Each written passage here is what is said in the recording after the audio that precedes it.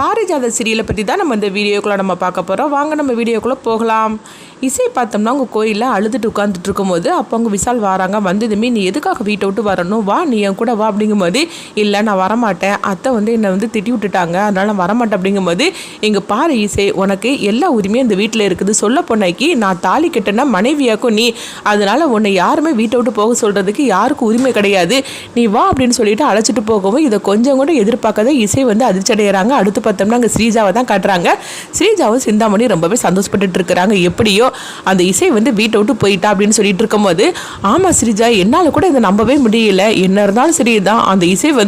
இந்த வீட்டுக்கு மருமகளாக வரணும்னு சொல்லி என்னெல்லாம் ஆட்டம் போட்டா, உன்னையே வீட்டை விட்டு துரத்துறதுக்காக என்னெல்லாம் பண்ணனா, ஆனால் கடைசியில் இப்போ பாரு சுபத்ராவை அவளை வீட்டை விட்டு அனுப்பிவிட்டுட்டா, அவ்வளோதான், இன்னுமெல்லாம் அவள் திரும்பி வரவே முடியாது, அக்காலும் தங்கச்சி இந்த வீட்டுக்கு மருமகளாக வந்துடலான்னு சொல்லி என்னெல்லாம் நினைச்சாலுவோ, ஒன்று இந்த வீட்டை விட்டு அனுப்பிடலான்னு சொல்லி எப்படிலாம் பிளானை பண்ணாலுவோ, ஆனால் பாரு நீயே அவளோட வீட்டை விட்டு அனுப்பிவிட்டுட்டேன், அவ்வளோதான், இனிமேலும் உன்னுடைய ராஜ்யம் தான் அப்படின்னு சொல்லிட்டு இருக்கவும், இப்படி இவங்க ரெண்டு பேரும் பேசி சந்தோஷப்பட்டு இருக்கும்போது அப்போ ராகவுக்கு என்ன பண்ணதுன்னே தெரியல.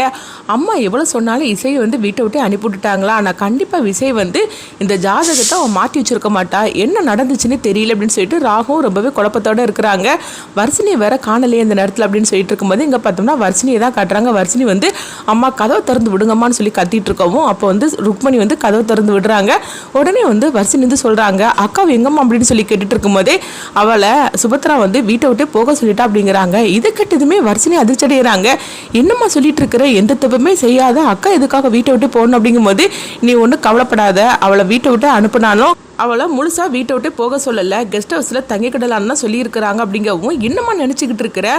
அக்காவை கெஸ்ட் ஹவுஸில் தங்க சொல்லியிருக்கிறாங்களா, அங்கே பாருங்கம்மா அந்த வீட்டுக்கு மருமகளாக போனவங்களா அக்கா, அப்படி இருக்கும்போது எந்த தப்பையுமே பண்ணாத அக்கா எதுக்காக கெஸ்ட் ஹவுஸில் இருக்கணும், இப்போமே போய் நான் அத்தைக்கிட்ட போய் எல்லா உண்மையும் போட்டு நான் உடைக்கிறேன், இதுக்கெல்லாம் காரணம் நீ தானே சொல்கிற அப்படிங்கும்போது, என்ன நீ நினச்சிக்கிட்டு இருக்கிற, நானே ஒன்று அந்த வீட்டுக்கு மருமகளாக ஆக்க முடியலன்னு சொல்லிக்கிட்டு நான் எவ்வளோ தூரம் கவலைப்பட்டு இருக்கேன்னு எனக்கு தான் தெரியும், உனக்கு ஒரு நல்ல வாழ்க்கை கிடைக்கிறதுக்காக தான் நானே இங்கே ஒட்டிக்கிட்டு இருக்கிற, நீ என்னன்னா இப்போ என்னை பற்றி நான் உண்மையை சொன்னேன்னா அதுக்கப்புறம் என்ன நடக்க தெரியுமா, இசையாவையாவது அவங்க கெஸ்ட் ஹவுஸில் இருக்கிறதுக்கு ஒத்துக்கிட்டாங்க, ஆனால் நான் மட்டும் இது செஞ்சேன்னு தெரிஞ்சிச்சுன்னா அவ்வளோதான், நம்ம இந்த வீட்டை விட்டு போயிட வேண்டியதான், அதுக்கப்புறம் இந்த பக்கம் கூட நம்ம வர முடியாது அப்படிங்கவும், அம்மா என்ன இருந்தாலும் சரிதான், நீ பண்ணினது எவ்வளோ பெரிய தப்பு தெரியுமா, உன்னுடைய சுயநலத்துக்காக நீ இப்படிலாம் செஞ்சுட்டு இருக்கிறியே, அக்கா இப்போ எங்கே இருக்கிறாளோ எங்கே போனாலும் தெரியலன்னு சொல்லிட்டு இருக்கும்போது, எங்கே பாரு அவள் அப்படிலாம் எங்கேயும் போயிருக்க மாட்டா, நீ பேசாமல் இருந்தாலே போகிற அப்படிங்கும்போது, இல்லைம்மா அக்கா எங்கே போனாலும் தெரியல, நான் போய் பார்த்துட்டு வரேன்னு சொல்லிட்டு இருக்கும்போது அப்போ விசால் இசையை அழைச்சிக்கிட்டு வீட்டுக்கு வராங்க.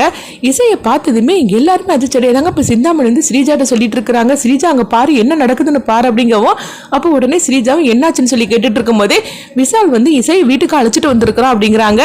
அப்போ ஸ்ரீஜா சொல்லிட்டு இருக்கிறாங்க, விசால் இசையை அழைச்சிட்டு வந்திருக்கலாம், ஆனால் அத்தை என்ன முடிவு எடுக்கிறாங்களா அதுதான் முடிவு, அதனால அழைச்சிட்டு வந்தாலும் அத்தை பாரு இப்போ இவளை வீட்டை விட்டு அனுப்பி தான் விட போகிறாங்க, திரும்பியும் அவமானப்பட்டு போக போகிறா அப்படின்னு சொல்லிட்டு இருக்கவும், ஆமாம் ஸ்ரீஜா நீ சொல்கிறது கரெக்டு தான், என்ன இருந்தாலும் சரி தான், அந்த சுபத்ராவுக்கு தான் இவளை பற்றின உண்மை தெரிஞ்சு போச்சுதுல, அதனால் கண்டிப்பாக திரும்ப இவளை வீட்டுக்குள்ளே சேர்த்துக்க மாட்டா, சரி என்ன நடக்குன்னு பார்க்கலாம் வா அப்படின்னு சொல்லிட்டு அவங்க போகவும், அப்போ விசால் அம்மான்னு சொல்லி கத்தவும், அப்போ சுபத்ரா வராங்க. இசையை பார்த்ததுமே இவ எதுக்கு திரும்பவும் அந்த வீட்டுக்குள்ள வந்தா, இவ்வளவுதான் அந்த வீட்டுக்குள்ள வரக்கூடாதுன்னு நான் சொல்லியிருக்கோம்ல, விசால் உனக்கு இங்க நடந்தது எல்லாம் தெரியும்ல அப்படிங்கும்போது, எனக்கு எல்லாம் தெரிஞ்சுதாமா நான் இசையை அழைச்சிட்டு வந்திருக்கிறேன் அப்படிங்கும்போது, இவ எவ்வளவு பெரிய போய் சொல்லி நாடகம் பண்ணியிருக்கிறா தெரியுமா, இந்த வீட்டுக்குள்ள வரணும்னு சொல்லிக்கிட்டு இவ எவ்வளவு பெரிய தில்லுமுல்லாம் பண்ணியிருக்கா தெரியுமா, அதாவது உனக்கும் அவளுக்கு ஜாதக பொருத்தமே கிடையாது, ஆனா பொருத்தம் இருக்குன்னு சொல்லிட்டு எழுதி வாங்கி இந்த வயசுல இந்த அளவுக்கு பண்ணியிருக்கிறான்னா அப்போ இவ எவ்வளவு என்னாலும் பிரச்சனை பண்ணுவா, அதனாலதான் இவளை அந்த வீட்டுக்குள்ளே சேர்க்கக்கூடாது, நம்மளும் இவ நம்மளுக்கு தேவை கிடையாது, உண்மையில சொல்லப்போனால் கூடிய சீக்கிரமே உங்கள் ரெண்டவருக்கும் நான் விவாகரத்து செய்கிறதுக்காக நான் ஏற்பாடு பண்ண போகிறேன் அப்படின்னு சொல்லவும், இது கேட்டதுமே இசை அப்படியே துடிச்சு போயிருந்தாங்க. உடனே ஸ்ரீஜா சிந்தாமணி கிட்ட சொல்கிறாங்க, பாத்தியா சிந்தாமணி நான் சொன்னது கரெக்டாக போச்சா, அத்தை பாரு அவங்க ரெண்டவரையும் பிரிக்கணும்னு சொல்லி முடிவு பண்ணிட்டாங்க, இன்னும் நம்ம நினச்சது தான் நடக்க போகுது அப்படின்னு சொல்லிட்டு இருக்கவும், இதை நான் கொஞ்சம் கூட எதிர்பார்க்கவே இல்லையே, சுபத்ரா இந்த அளவுக்கு போவான்னு சொல்லி நான் எதிர்பார்க்கவே இல்லை அப்படிங்கவும், இப்போ உடனே பாஸ்கர் சொல்லிட்டு இருக்கிறாங்க, சுபத்ரா நீ என்ன முடிவு எடுத்திருக்கிற அப்படின்னு சொல்லும் போது, ஆமாங்க அதாவது ரெண்டு பேருக்கு ஜாதக பொருத்தமே கிடையாது. அப்படி இருக்கும்போது இவ எப்படி வந்து விசால் கூட சேர்ந்து வாழ முடியும்? அதனால இவங்க 2 பேரையும் பிரிக்கணும்னு சொல்லி முடிவு பண்ணிட்டேன். அதனால கூடிய சீக்கிரமே உனக்கு டைவர்ஸ் நோட்டீஸ் வரும், அதில் கையெழுத்து போட்டு அனுப்பு அப்படின்னு சொல்லவும் இது கிட்டதுமே இசை அதிர்ச்சியோட பார்க்குறாங்க. இப்போ விசால் வந்து சொல்கிறாங்க, அம்மா என்னம்மா நினச்சிட்டு இருக்கிறீங்க? அவள் பண்ணினது தப்புன்னு சொல்லிட்டு இருக்கிறீங்களே, உண்மையிலேயே அதுக்குள்ள ஆதாரம் உங்ககிட்ட இருக்குதா? அவள் தான் பண்ணனான்னு சொல்லிட்டு ஏதாவது ஆதாரம் இருக்குது அப்படிங்கும்போது இங்கே பாரு, அதுதான் அவளே ஒத்துக்கிட்டாள் அப்படிங்கும்போது யாரையாவது காப்பாற்றுறதுக்கு கூட அவள் வந்து ஒத்துருக்கலாம் அப்படின்னு சொல்லவும் அப்போ வந்து வர்ஷினியும் சுபத்ராவும் வாசல் நின்று பார்த்துட்டு இருக்கிறாங்க. பார்த்ததுமே அவங்க அதிர்ச்சி அடைகிறாங்க. அப்போ வந்து அவங்க சுபத்ரா வந்து கேட்டுட்டு இருக்கிறாங்க, என்ன விசால் இந்த மாதிரிலாம் நீ பேசிட்டு இருக்கிற அப்படிங்கும்போது, ஆமாம்மா என்ன இருந்தாலும் சரிதான், இசை என்னுடைய இப்போ மனைவியாக்கும், அதனால வந்து இது நீங்கள் மட்டும் சம்மந்தப்பட்ட விஷயம் கிடையாது, இது நானும் சம்மந்தப்பட்ட விஷயம், சொல்ல போனாக்கி இது எங்களோட விஷயம், அதனால வந்து நாங்களே இதை பார்த்துக்கிட்டோம். நான் ஒன்று இசையை பிரியணும்னு சொல்லி நான் முடிவெடுக்கலை, இசை என் கூட தான் இருப்பா அப்படின்னு சொல்லவும் இது கிட்டதுமே ஸ்ரீஜா அதிர்ச்சி அடையிறாங்க. இப்போ சிந்தாமணி சொல்கிறாங்க, என்ன ஸ்ரீஜா இதை நம்ம கொஞ்சம் கூட எதிர்பார்க்கவே இல்லை, இந்த மாதிரி விசால் சொல்லிட்டு இருக்கிற அப்படிங்கும்போது ஆமாம் எனக்கு அதுதான் ஒன்றும் புரிய மாட்டேங்க அப்படிங்கவும் அப்போ சுபத்ரா வந்து கேட்டுட்டு இருக்கிறாங்க, என்ன விசால் என்னையும் எதிர்க்கிறியா அப்படின்னு சொல்லி கேட்கும்போது உங்களே எதிர்க்கலாமா, ஆனால் என்னுடைய மனைவி நான் விட்டு கொடுக்க மாட்டோமா, அவள் என்ன இருந்தாலும் சரிதான், என்னுடைய பொண்டாட்டி அவள் என் கூட தான் சேர்ந்து வாழ்வா, இன்னும் நாங்கள் 2 பேரும் அந்த வாழ்க்கையை பார்த்துக்கிடுவோம், நீங்கள் இதை பற்றி கவலைப்படாதீங்கம்மா அப்படின்னு சொல்லிட்டு இருக்கவும் இது கிட்டதுமே சுபத்ராவுக்கு என்ன பண்ணுதுன்னே தெரியல. அப்போ வந்து சுபத்ராவோட அத்தை வந்து சொல்லிட்டு இருக்கிறாங்க, விசால் என்ன இருந்தாலும் சரிதான், உங்க 2 பேருக்கும் ஜாதக பொருத்தமே கிடையாது அப்படிங்கும்போது என்ன பாட்டி நீ நினைச்சிட்டு இருக்கிறீங்க, நாங்க 2 பேரும் வந்து வாழ்க்கையை நாங்க வந்து அதாவது வாழ்ந்துகிட்டு இருக்கிறோம், அப்படி இருக்கும்போது ஜாதகத்தை பத்தி இப்ப நீங்க பேசுறதுல எந்தவித அர்த்தமும் கிடையாது, அது மட்டும் இல்லாமல் இசை வந்து இந்த மாதிரி செய்யக்கூடிய ஆளும் கிடையாது, அதனால் இந்த பேச்சுக்கே இப்போ வந்து ஒரு முற்றுப்புள்ளி வச்சுருங்க அப்படின்னு சொல்லவும் உடனே வந்து அவங்களுக்கு என்ன பண்ணுதுன்னே தெரியல. சுபத்ரா வந்து நினைக்கிறாங்க, விசால் இந்த மாதிரிக்கு நம்மளை எதிர்த்து பேசிட்டு இருக்கிறான் அப்படின்னு சொல்லிட்டு இருக்கும்போது அப்போ வந்து விசால் வந்து சொல்கிறாங்க, அம்மா உங்களை வந்து எதிர்க்கணும்னு எல்லாம் எதிர்த்து பேசணும்னு சொல்லிக்கிட்டு நான் முடிவெடுக்கலாமா, ஆனால் உண்மையில் என்ன நடக்குதுன்னு தெரியாமல் நீங்கள் இப்படிலாம் பேசிகிட்டு இருக்கிறீங்க, நல்லவங்க மாதிரிக்கு நடிக்கப்பட்டவங்க இந்த வீட்டில் இருக்கிறாங்க, ஆனால் இசை அப்படி கிடையாது, அவன் மேலே எந்த தப்புமே கிடையாதும்மா, அது கூடிய சீக்கிரமே நான் உங்களுக்கு நிரூபிச்சு காட்டுவோம் அப்படின்னு சொல்லிட்டு இசை வா இசை அப்படின்னு சொல்லிட்டு அவங்க அழைச்சிட்டு போகவும் இசை வந்து பார்த்தோம்னா சுபத்ராவை பார்த்துக்கிட்டே போகவும் சுபத்ராவும் அப்படியே இசையை பார்த்து மறைச்சிக்கிட்டு இருக்கிறாங்க. அப்போ பாஸ்கர் வந்து நினைக்கிறாங்க, நல்ல வேலையா இசையை வந்து விசால் வந்து கூட்டிகிட்டு வந்துட்டான் அப்படிங்கும்போது இப்போ ராகவும் நினைக்கிறாங்க, நல்ல வேலை விசாலும் இசையை பற்றி புரிஞ்சுக்கிட்டானே, இசை வந்து அவள் வீட்டை விட்டு போனதுமே நம்ம வந்து திரும்பவும் வரமாட்டாலும் சொல்லி நினச்சோம், ஆனால் விசால் வந்து நல்ல வேலையை இசையை திரும்பவும் வீட்டுக்கு அழைச்சிட்டு வந்துட்டான், ஆனால் இதுக்கு பின்னாடி ஏதோ ஒரு உண்மை மறைஞ்சு கிடக்குது, அது என்னன்னு சொல்லி கண்டுபிடிக்கணும்னு சொல்லிட்டு இருக்கவும் அப்போ இசை ரூமுக்குள்ளே வந்ததுமே விசால் கிட்ட வந்து கேட்குறாங்க, விசால் இப்போ நீங்கள் பேசுனது நீங்கள் தானா அப்படின்னு சொல்லி கேட்டுட்டு இருக்கும்போது ஆமாம் இசை நான் தான் பேசினேன் அப்படிங்கிறாங்க. இது உண்மையிலே நான் உங்ககிட்ட வந்து எதிர்பார்க்கவே இல்லை, என்னை கண்டாலே உங்களுக்கு பிடிக்காது, அப்படி இருக்கும்போது இன்னைக்கு அத்தை கிட்ட இந்த அளவுக்கு நீங்கள் பேசியிருக்கிறீங்களே அப்படிங்கும்போது எனக்கு இப்போ தான் எல்லா உண்மையும் தெரிஞ்சிச்சுது அப்படின்னு சொல்லவும் என்ன சொல்லிட்டு இருக்கிறீங்க அப்படிங்கும்போது உடனே வந்து விசால் நடந்த கதையில் சொல்லிட்டு இருக்கிறாங்க,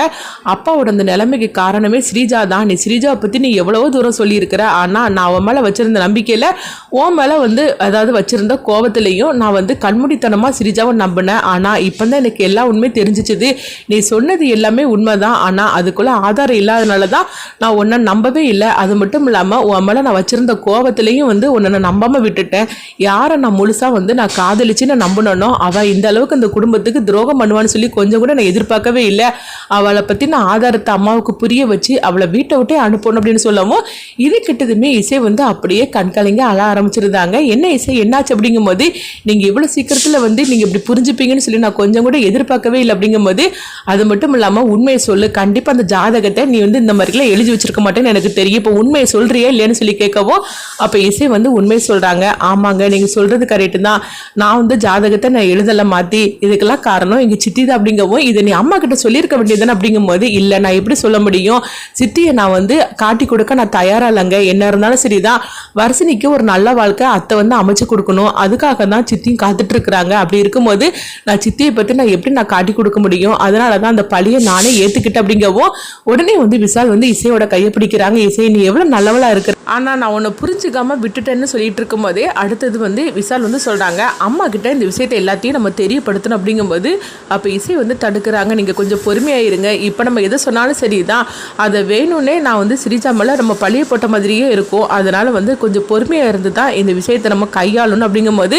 ஆமாம் இசை நீ சொல்கிறது கூட கரெக்டு தான். இப்போ நம்ம வந்து எது சொன்னாலும் ஒன்றை காப்பாற்றுறதுக்காக அவன் மேலே பழிய தூக்கி போடுறதுன்னு சொல்லிட்டு அம்மா நினச்சிருவாங்க. ஆனால் கண்டிப்பாக வந்து இதுக்கு பின்னாடி யார் யாரெல்லாம் வந்து தப்பு பண்ணுறாங்களோ அவங்க எல்லாத்தையும் அம்மாவுக்கு ஆதாரத்தோடு காட்டி கொடுக்கணும்னு சொல்லி நினைக்கவும், அப்போ ராகவ் கிட்ட வர்ஷினியே வந்து நடந்த உண்மையை சொல்கிறாங்க. இதுக்கு காரணம் எங்கள் அம்மா தான் அப்படின்னு சொல்லவும், நான் நினச்சேன் வர்ஷினி இதுக்கு காரணம் கண்டிப்பாக வந்து இசை இருக்க முடியாதுன்னு தான் சொல்லி நினச்சேன். அவள் உண்மையை சொல்லியிருக்க வேண்டியதுன்னு அப்படிங்கும்போது அவள் எப்படி சொல்லுவா, எங்கள் அம்மாவை காப்பாற்றுறதுக்காக தான் அவள் பழி சுமந்துக்கிட்டா அப்படிங்கும்போது, அடுத்தது பார்த்தோம்னா விஷாலும் ராகவும் சேர்ந்துக்கிட்டு இது எல்லா உண்மையும் வந்து நம்ம அம்மா கிட்ட ஆதாரத்தோடு கண்டுபிடிச்சி சொல்லணுன்ட்டு அவங்க அந்த விஷயத்தில் இறங்குறாங்க.